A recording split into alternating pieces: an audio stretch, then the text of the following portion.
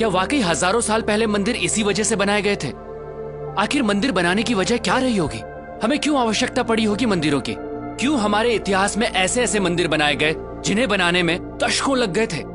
दोस्तों, divine power को और इंटेंसिफाई रूप में पाने के लिए मंदिर बनाए गए। इसे यूं समझिए, जिस तरह साउंड वेव्स को कैच करने के लिए सेलफोन चाहिए, ठीक उसी तरह डिवाइन पावर को उसकी नेचुरल इंटेंसिटी में कैच करने के लिए चाहिए एक पावरफुल टूल, जो है मंदिर। एक तरह से यूं समझिए, कॉस्मिक कनेक्शन के लिए बनाए गए पावरफुल टूल है मंदिर। ये एक पॉसिबिलिटी है उस डायमेंशन को छूने की जिससे हम इंसान बने, ये संसार बना, ये ब्रह्मांड बना।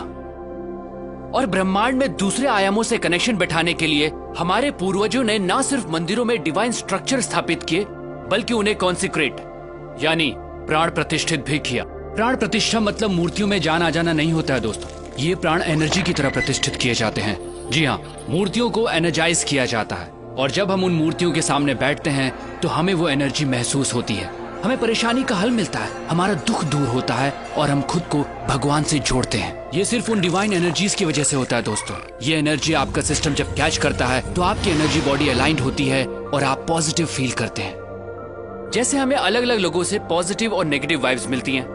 देखिए दोस्तों, एनर्जी जो है वो आपके थॉट प्रोसेस से ड्राइव होती है और सामने वाला वही महसूस करता है। ठीक उसी तरह जब हम प्राचीन मंदिरों में जाते हैं तो हमें वहाँ की पॉजिटिव वाइब्स महसूस होती है। अगर आप अपनी एनर्जी के प्रति सेंसिटिव होंगे तो आप ये जरूर महसूस कर पाएंगे। कई मंदिरों की एनर्जी ऐसी होती है कि आप अपने आंसू नहीं रोक पाते, आप इमोशनल हो जाते हैं। हो सकता है आप गिल्ट महसूस करें उस काम के लिए जो आपको गलत लगता है। ऐसी जगह आपको मेल्ट करती हैं, आपको लाइट करती हैं, आपको हल्कापन महसूस कराती हैं। दोस्तों, प्राचीन मंदिर ऐसे एनर्जी सेंटर्स थे जो इंसान की डीप ट्रांसफॉर्मेशन के लिए बनाए गए थे। तभी तो मंदिरों में जाने से पहले नहाया जाता था ताकि आपकी बॉडी उस एनर्जी के लिए और रिसेप्टिव बने। मंदिर कॉस्मोस के साथ अपना कनेक्शन बैठाने की जगह के तौर पर बने थे, जहां आंख बंद करके ब्रह्मांड के आयामों से जुड़ा जाता था। तभी तो आज भी जब हम मंदिर जाते हैं तो कुछ देर आंख बंद करके जरूर बैठते हैं। आप इस दुनिया में कब आए, कब जाएंगे, क्या खाते हैं, क्या कमाते हैं, इससे कोई फर्क नहीं पड़ता। आपको जीवन में कभी ना कभी सोर्स ऑफ क्रिएशन से जुड़ने की जरूरत जरूर महसूस होगी। आप उस एनर्जी को महसूस करना चाहेंगे जिससे आप बने हैं। मंदिर उस मार्ग का द्वार है। हम ये नहीं कहते कि सिर्फ मंदिर जाकर ही ये संभव है दोस्तों।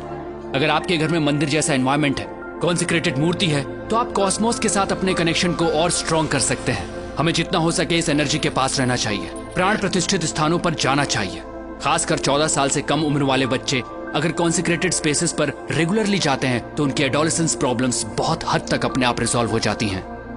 दोस्तों, मंदिर या कहिए कॉन्सिक्रेटेड स्पेसेस उस डायमेंशन से जुड़ने का द्वार है जहां से हमारी उत्पत्ति हुई है। ये एक तरह की टेक्नोलॉजी ही है जिससे हमारा एनर्जी सिस्टम ऐसे अलाइंड होता है कि हमारा जीवन को देखने का नजरिया ही बदल जाता है। तो अगली बार जब भी किसी मंदिर में जाएं तो वहां की प्राण प्रतिष्ठित मूर्ति और उस कॉन्सिक्रेटेड स्पेस की एनर्जी को अपनी एनर्जी सिस्टम से एक होता जरूर महसूस कीजिएगा।